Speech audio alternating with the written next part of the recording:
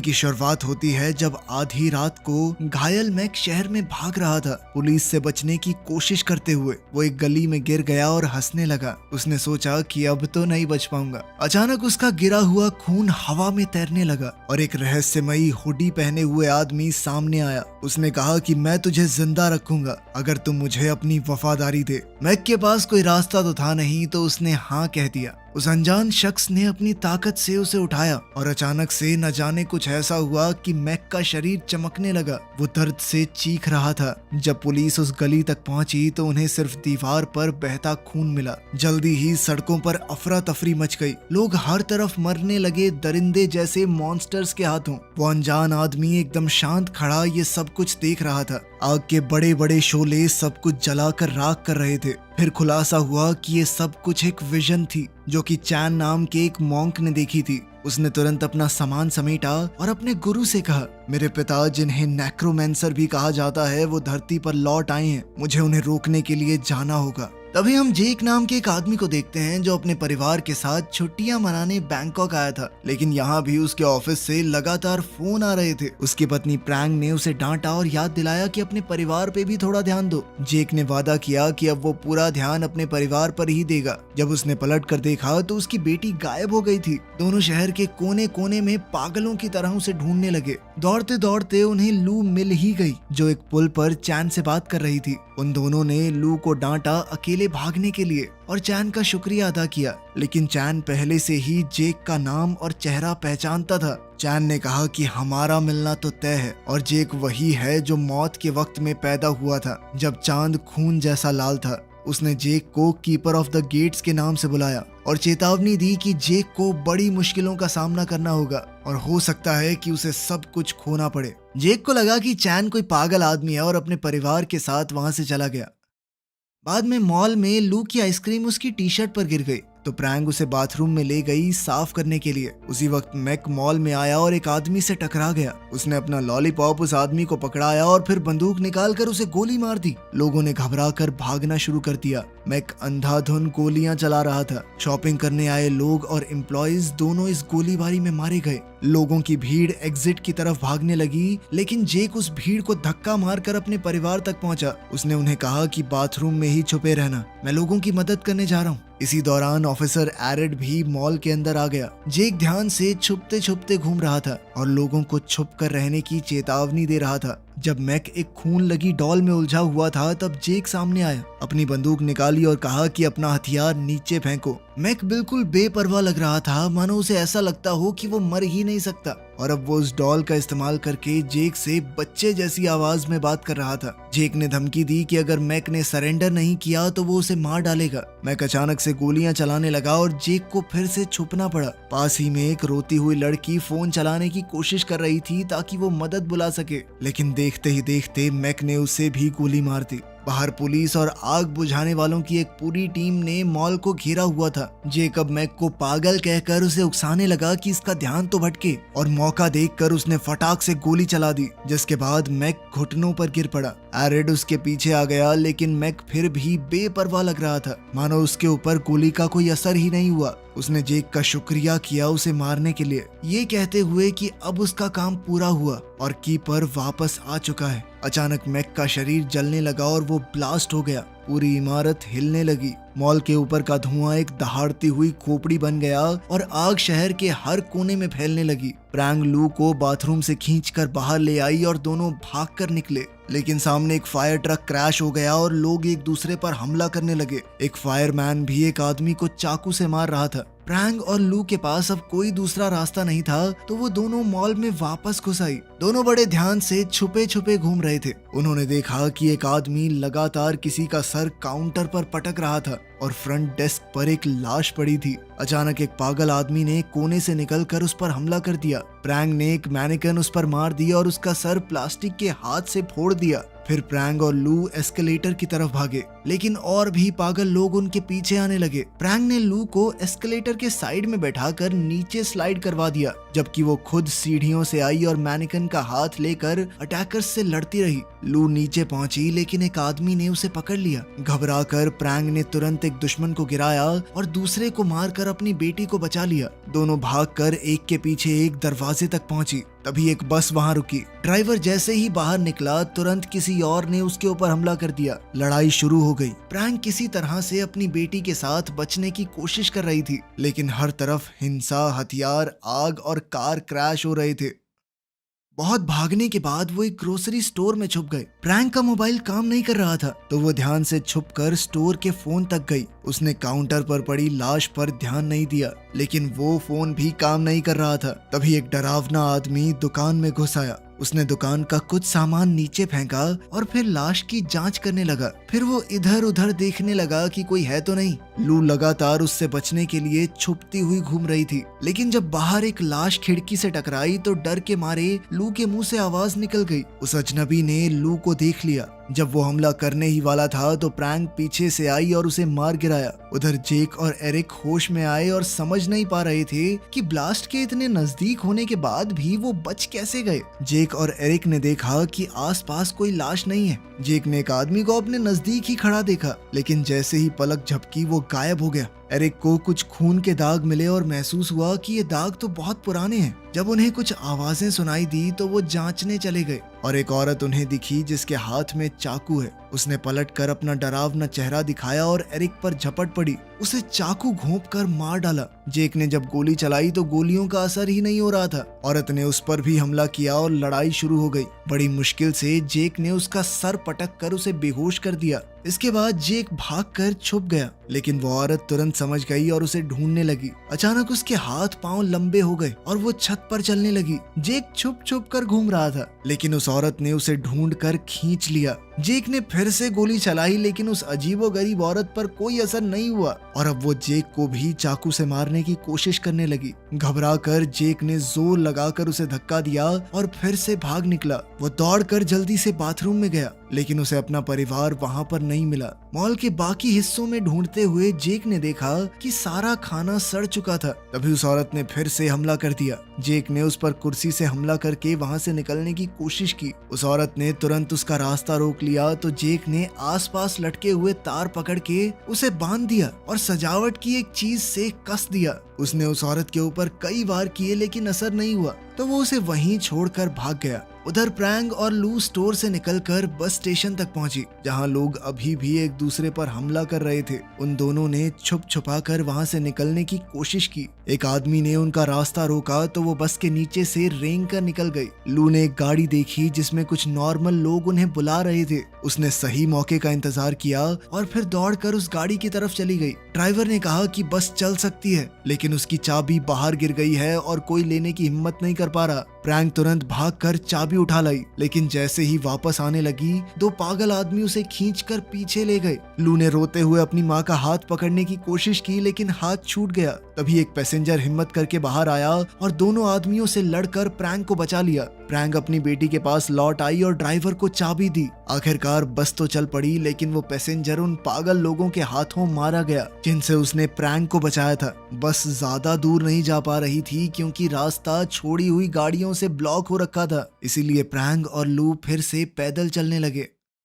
कुछ देर बाद वो अपने होटल तक पहुंची, लेकिन वहां भी लाशें ही लाशें मिली। जब वो ऊपर गई तो देखा एक आदमी एक औरत से लड़ रहा है और फिर उनकी तरफ आने लगा। प्रैंक ने एक ट्रॉली बैग को शील्ड की तरह इस्तेमाल करके उस हमलावर को धक्का देकर गिरा दिया। कॉरिडोर के अंत में उन्हें एक और आदमी नजर आया। प्रैंक ने एक बोतल उठाई और उसके सर पर दे मारी। फिर वो और लू अपने कमरे तक पहुंचे और वहां अंदर घुसकर उन्होंने चैन की सांस ली। जब उन्होंने खिड़की से बाहर देखा तो पूरा शहर आग में जल रहा था। प्रैंक कमरे का फोन ट्राई करने लगी, लेकिन वो भी काम नहीं कर रहा। मॉल में जेक अकेला चल रहा था। उसने देखा कि सारी स्क्रीन्स खराब हो गई हैं। अचानक उसने देखा कि वो औरत जो बंधी हुई थी अभी भी जिंदा है और उसे ढूंढ रही है। वो एक खून के तूफान जैसे पोर्टल के पास गई और उसके अंदर से गुजर गई। जेक ने उसके पीछे जाने का फैसला किया। इस अजीब पोर्टल ने उसे सीधा उस बस स्टेशन में गिरा दिया जो बिल्कुल खाली लग रहा था। जेक ने ऊपर देखा तो एक बहुत बड़ा शैतान बिल्डिंग के ऊपर खड़ा होकर उसे देखकर हिल रहा था। वो क्रीचर उसके पीछे पड़ गया और वो इतना ताकतवर था कि जिस बस पर कदम रखता वो टूट जाती। जेक अपनी पूरी ताकत से शहर में भागने लगा और वो शैतान इमारतों को गिराता हुआ उसका पीछा कर रहा था। जेक ने एक गाड़ी में घुसकर शैतान से बचने की कोशिश की। पीछे इमारतें गिर रही थी इसलिए वो वापस भी नहीं जा सकता था। अचानक एक दरवाजा खुला और चैन जेक को खींचकर अपने मंदिर ले गया। चैन ने बताया कि तुम अभी एक दूसरी दुनिया में हो जिसे हिंड्रेंस कहा जाता है। ये जगह स्वर्ग और नर्क के बीच की है। यहाँ वो आत्माएं होती हैं जो अपना रास्ता भटक चुकी हैं। चैन ने जेक को बताया कि तुम गेट कीपर हो। जब तुमने अपने हाथों से मैक को मारा तो एक खास रस्म पूरी हो गई। इस सब के पीछे मेरे पिता नेक्रोमैंसर का हाथ है। उसने ही मैक को वो शक्तियां दी और फिर जब गेट कीपर यानी तुमने उस पर हमला किया तो शर्त पूरी हो गई कि नर्क के दरवाजे तभी खुलेंगे जब गेट कीपर किसी आत्मा को खत्म करेगा। और अब डीमंस धरती पे लोगों के शरीर पर कब्जा करने लगे हैं। चैन ने उसे समझाया कि चलो तुमने गेट खोल दिया लेकिन तुम्हारे पास इसे बंद करने की ताकत भी है। तुम गेट कीपर हो। जेक को अभी भी उसकी बातों पर यकीन नहीं हो रहा था, जिस पर चैन कहने लगा कि तुम खूनी चांद के नीचे पैदा हुए थे। तुम्हारी माँ जन्म देते ही मर गई थी, है ना? जेक ये सब समझ नहीं पा रहा था। उसे सिर्फ अपने परिवार की फिक्र हो रही थी। चैन ने उसे समझाया कि देखो गेट बंद करना पड़ेगा सबसे पहले, तभी तुम अपने परिवार और पूरी दुनिया के लोगों को बचा सकोगे। लेकिन उनके पास ज्यादा वक्त नहीं है क्योंकि वो डीमन हर एक आत्मा को खाकर और भी शक्तिशाली हो रहा है। सबसे पहला कदम है मैक को ढूंढना। जब दोनों ने अपनी खोज शुरू की, चैन ने अपनी कहानी बताई। उसका बाप नेक्रोमैंसर एक लालची मॉन्क था जिसने अपने गुरु के कुछ खुफिया स्क्रोल चुरा लिए। उसने ऐसा काला जादू किया कि वो अपने ही शरीर को खो बैठा, जिसके बाद बेचैन होकर नेक्रोमैंसर ने अपने ही बेटे के शरीर को पाने की कोशिश की। चैन को अपने वश में करने के लिए जादू किया लेकिन मेरी माँ ने ऐसा होने नहीं दिया। इसके बाद मेरे पिता की आत्मा को इस दुनिया से निकाल दिया गया, लेकिन इस नाकाम कोशिश से मेरे दिमाग में उनका बहुत सारा ज्ञान आ गया। अब मैं आत्माओं की शक्ति को पाकर अलग अलग दुनिया के बीच में सफर कर सकता हूँ। उसकी बात को जेक ने बीच में ही रोक दिया जब उसने देखा कि एक औरत छत पर है और एक डीमन उसे घेरे हुए था। चैन ने कहा कि हमें वक्त बर्बाद नहीं करना चाहिए, लेकिन जेक फिर भी दौड़कर उस औरत की मदद करने गया। उसने एक लोहे का सरिया पकड़ा और छत की तरफ बढ़ा जहाँ उसे बहुत सारे डीमंस दिख रहे थे। तेजी से वो उन्हें एक एक करके मार कर नीचे गिरा रहा था। फिर जेक ने एक औरत को चेक किया और पहचाना कि ये तो मॉल में थी।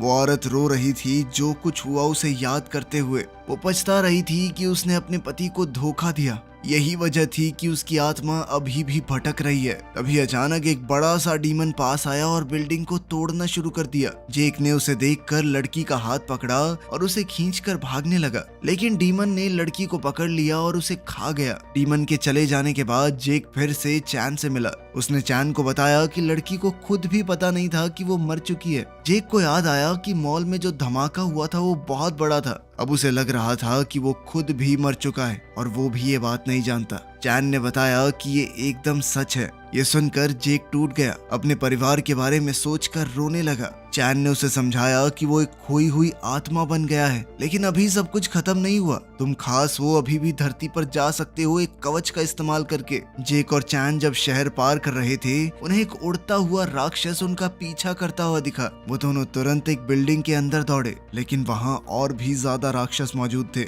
उनका पीछा कर रहा वो राक्षस भी उनके पीछे ही लैंड हुआ। जब राक्षसों ने हमला किया तो चैन ने अपनी मार्शल आर्ट्स की कला का इस्तेमाल करके उनका सामना किया। उसे लड़ता देख दानव इतने डर गए कि उनका पीछा करना छोड़ दिया। जेक और चैन सीढ़ियां चढ़कर एक थिएटर में पहुंचे जो राक्षसों से भरा पड़ा था। वो दोनों जितना तेज भाग सकते थे उतना भागे ताकि स्क्रीन के सामने एक जगह तक पहुंच सके। मौका मिलते ही चैन ने एक पोर्टल खोला और वो दोनों एक सेकंड में असली दुनिया में आ गए, जहां वो डीमंस बिना किसी का शरीर काबू किए पीछा नहीं कर सकते उनका। जेक ने एक शीशे में देखा तो उसे पता चला कि वो एरिक के शरीर में घुसा हुआ है। खुद को किसी और के शरीर में देखना उसके लिए बहुत दर्दनाक था। चैन ने उसे अपनी एक पुरानी बंदूक दी जो खास तरह की गोलियों का इस्तेमाल करती है और एक खास तरह का चाकू भी। ये दोनों ही हथियार मैक को मार सकते हैं। इसी दौरान मैक ने जेक के शरीर को अपने वश में कर लिया था। वो इस शरीर का इस्तेमाल करके होटल के कमरे में प्रैंक के पास पहुंचा। प्रैंक और लू को जेक की बहुत चिंता हो रही थी, लेकिन मैक को उनसे बात करना नहीं आ रहा था। वो सिर्फ मन में अपने असली रूप को घूर रहा था। लू उससे कई सवाल पूछ रही थी तो मैक ने उसे मॉल में मिली जली हुई डॉल निकाल ली। अचानक कमरे का फोन बजने लगा और मैक ने खुशी से कॉल उठा लिया। साथ ही वो कुछ लिखने लगा। जब तक चैन और जेक कमरे में आए तब तक मैक और जेक का परिवार दोनों गायब हो चुके थे। वहाँ पर सिर्फ वो डॉल थी। चैन को फोन के पास मैक का नोट मिला। तभी जेक को लू की चीख सुनाई दी। वो मदद के लिए चिल्ला रही थी। उसने खिड़की से देखा कि लू पूल के पास है और वो तुरंत होटल से बाहर दौड़ गया। प्रैंक और लू उसे देखकर डर गए क्योंकि उन्हें लगा कि ये अजीब सा आदमी जिसे हम जानते भी नहीं इतना फ्रैंक क्यों हो रहा हमारे साथ। इसी मौके का फायदा उठाकर मैक ने जेक को पीछे से मारा और नीचे गिरा दिया। फिर मैक ने जेक को दबाकर पकड़ लिया और कहा कि वो उसकी जिंदगी और उसका परिवार दोनों चुरा लेगा। उसने जेक से ये भी कहा कि तू एक बहुत ही बेकार पिता और बेकार पति भी है, क्योंकि तूने सिर्फ अपने काम पर ध्यान दिया, अपने परिवार को नहीं चुना। अब जेक मैक को चिढ़ाने लगा ताकि वो कुछ तो रिएक्ट करे, और जैसे ही मैक हिला जेक तुरंत घूमकर रास्ते से निकल गया। दोनों के बीच लड़ाई शुरू हो गई। एक दूसरे को बार बार मुक्के और लात मारने लगे। जब जेक ने उस खास किस्म की बंदूक का इस्तेमाल करने की कोशिश की तो मैक ने तुरंत उसका हथियार गिरा दिया और दोनों पूल में गिर गए। लड़ाई पानी के अंदर भी जारी रही। जेक ने अपना खास चाकू निकाला, पर जैसे ही वो मैक को चाकू मारने वाला था, प्रैंक ने उन दोनों पर वो खास बंदूक तान दी और उन्हें तुरंत रुकने को कहा। वो दोनों अपने आप को असली जेक बोल रहे थे और प्रैंक उलझन में पड़ गई कि आखिर किसको सच मानूं। लू ने सच जानने के लिए पूछा कि आखिर वो कौन सा इशारा है जो उसके पिता हमेशा वादा करने के लिए इस्तेमाल करते हैं। जेक ने एरिक के शरीर का इस्तेमाल करके वही इशारा किया। प्रैंक ने गोली चला दी, पर गलती से जेक को लगी। उसकी आत्मा तुरंत हिंड्रेंस में लौट गई, जहां एक भूत ने उसे काट लिया। असली दुनिया में मैक ने जेक के शरीर का इस्तेमाल करके प्रैंक से बंदूक छीन ली। लू ने जोर से चिल्लाकर कहा कि ये मेरे असली पापा नहीं है। अचानक एक ब्लड पोर्टल दीवार पर खुला और मैक ने उनसे कहा कि जल्दी से मेरे पीछे आओ। उधर हिंड्रेंस में जेक की आत्मा को चैन ने बचा लिया। उसके पास अभी भी वो चिट्ठी थी जो मैक ने होटल रूम में छोड़ी थी। पता चलता है कि मैक नेक्रोमैंसर के कांटेक्ट में है, जो उसे बता रहा था कि गेट ऑफ हेल को कैसे ढूंढना है। वो दोनों भी नेक्रोमैंसर के कहे मुताबिक जंगल में एक सुनसान घर तक पहुंचे, जहां एक बहुत बड़ी आग जल रही थी, जो गेट ऑफ हेल का निशान है। असली दुनिया में मैक प्रैंक और लू को उसी जगह ले गया, जहां उन्हें एक मास्क वाला आदमी मिला जो असल में नेक्रोमैंसर है। वो बड़ा राक्षस अभी भी वहीं है। जेक और चैन छुपते छुपाते सही जगह तक पहुंचे और चैन ने एक नया पोर्टल खोला। नेक्रोमैंसर ने लू के शरीर को हवा में उड़ाकर उसे गेट के ऊपर लटका दिया। वो उसे मारने की तैयारी करने लगा ताकि उसका काला जादू पूरा हो जाए, पर उसी वक्त जेक ने वहां आकर उसे रोक दिया। लड़ाई शुरू हुई और अचानक ही वहां मौजूद एक आदमी ने जेक पर हमला कर दिया, लेकिन जेक ने अपनी जबरदस्त लड़ने की कला का इस्तेमाल करके उस खास चाकू की मदद से सबको मार गिराया। मैक भी लड़ाई में आ गया और उस खास बंदूक से जेक को मारने की कोशिश की, लेकिन जेक ने किसी तरह बचकर उसका हथियार गिरा दिया। जब वो दोनों लड़ रहे थे तो प्रैंक छूट गई और उसे गिराकर बंदूक छीन ली। उसने नेक्रोमैंसर के हाथ पर गोली चला दी ताकि वो लू को उससे बचा सके, लेकिन वो दूसरा आदमी अचानक से उस पर टूट पड़ा और उसे गिरा दिया। प्रैंक ने जमीन पर पड़ा एक छुरा उठाकर एक को घोंप दिया और जेक ने अपना चाकू दूसरे आदमी पर फेंका जो उसे पकड़ने आ रहा था। मैक भी छुरा लेकर जेक पर लगातार वार करने लगा, लेकिन प्रैंक ने बंदूक जेक की तरफ फेंकी और जेक ने उसे पकड़कर तुरंत मैक पर गोली चला दी, जिसके बाद मैक की आत्मा तुरंत हिंड्रेंस में चली गई, जहां वो बड़ा राक्षस उसे तुरंत निगल गया। इसके बाद चैन नेक्रोमैंसर के सामने आकर उसका ध्यान भटकाने लगा ताकि जेक पीछे से उस पर खास खंजर से हमला कर सके। मरने से पहले नेक्रोमैंसर ने बताया कि गेट को बंद करने का एक ही तरीका है, जेक को उसके पार जाना होगा। चैन ने समझाया कि मैंने दूसरा तरीका ढूंढने की कोशिश की थी, लेकिन कोई रास्ता नहीं मिला। जेक ने मान लिया कि अब यही मेरी किस्मत है और अपने परिवार को अलविदा कहा। उसने उनसे माफी मांगी कि मैं हमेशा अपने काम में घुसा रहा तुम्हारे साथ और ज्यादा वक्त बिताना चाहता था मैं। उसने आखिरी बार उन्हें गले लगाया और आग के गेट की तरफ चला गया, जिसकी मदद से वो नर्क में पहुंच गया। जेक का शरीर गेट के दूसरी तरफ जाते ही जल उठा और इससे गेट बंद हो गया। दुनिया फिर से नॉर्मल हो गई और प्रैंग लू को उसकी दादी के घर छोड़ आई। प्रैंग ने ठान लिया कि वो कुछ भी करके अपने पति को वापस ला कर रहेगी। कोई ना कोई तरीका तो जरूर होगा। कहानी यहीं खत्म होती है। वीडियो पसंद आई तो लाइक कर देना, चैनल को सब्सक्राइब कर लेना। मिलते हैं अगली वीडियो में।